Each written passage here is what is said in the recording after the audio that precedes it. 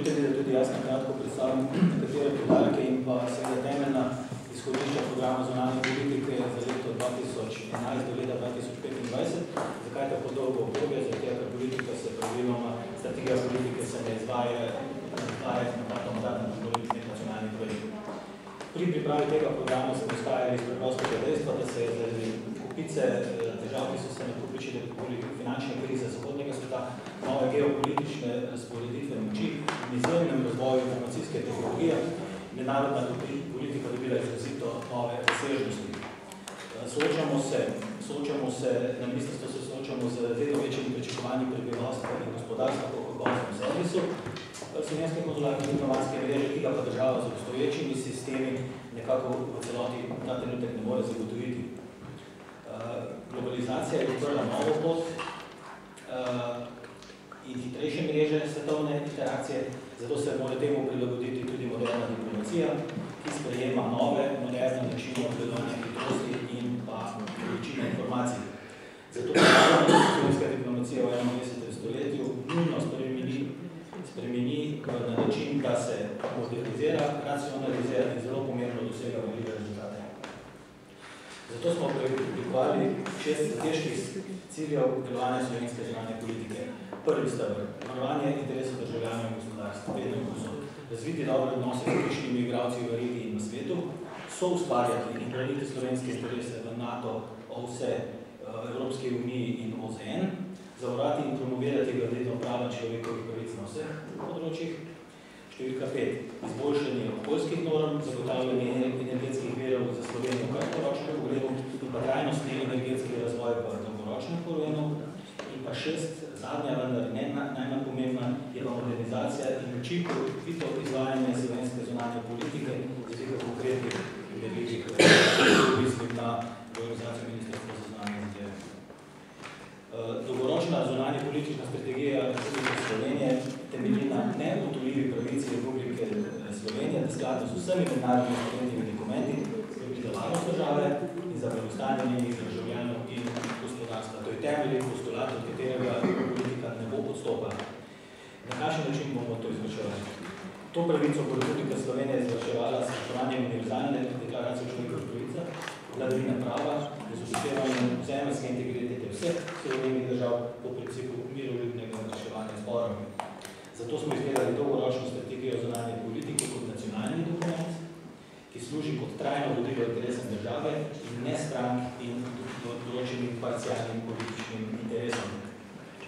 Hkrati bi rad poudaril, da bomo sprejeli novo paradigmo delovanja, kjer bo Slovenija navzven vedno delovala kot enotna, suverena in načelna država. To mislim, da je posebno poudarek. Dolgoročna strategija pa temelji na nekaterih strateških operativnih stebrih in bomo zelo kratko navedli. Geopolitično Slovenijo določa članstvo v EU in NATO. To je res. EU in NATO sta stebra politične in ekonomske varnosti v Evropi, torej sta stebra varnosti tudi Slovenije. Evropski integracijski procesi in krepitev NATO so temeljna osnova za doseganje zunanje političnih ciljev Republike Slovenije. Drug stebr, izredno pomembno. Ekonomsko bo Slovenija kot izrazito izvozno zmenjena država v svetu uspela izključno kot podjetje, ki temelji na urejenih meddržavnih odnosih, znanju, inovativnosti in ustvarjalnosti. Zato je učinkovita gospodarska diplomacija prva prioriteta delovanja Slovenije v mednarodnih odnosih. Kot bi to poudaril, učinkovita gospodarska diplomacija postaja prva prioriteta delovanja v mednarodnih odnosih. Na kakšen način lahko pridemo do željenega cilja? Prilagoditev sistema konzularno-diplomatskih zvež po svetu in prilagoditev zmožnosti in financiranja in interesov. Odprli bomo nekariatne konzulate v vseh gospodarsko pomembnih regijah. Usposobili diplomate za gospodarsko diplomacijo. Nudili aktivno politično podporo gospodarstvu, sprejeli spodbude za prihod podjetij v Slovenijo in poenostavitev birokratskih predpisov in pa uvedli stimulativne davčne predpise pri odnosu kapitala v Slovenijo. Slovenija bo tudi soočena z demografskim trendom starajočega prebivalstva oziroma s pomanjkanjem mlade izobražene visoke usposobljene delovne sile, ki jo bo verjetno potrebno nadomestiti z nadzorovanjem in poseljevanjem tujih strokovnjakov in pa z večjim izobraževanjem slovenske mladeži v tujini.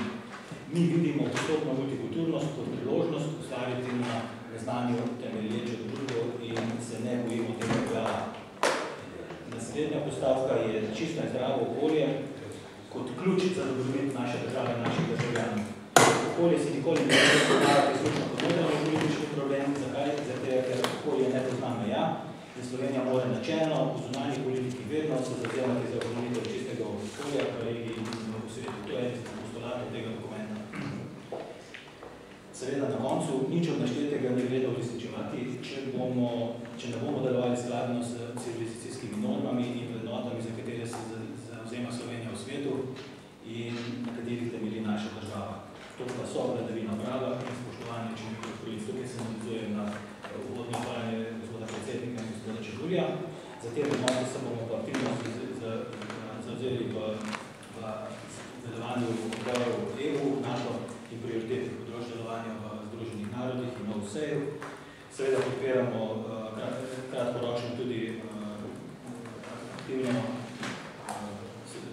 kandidaturo Slovenije za nastajanje sedeža varnostne sveta, kandidaturo gospoda profesora dr. Petriča za člana International Law Commission v Združenih narodih.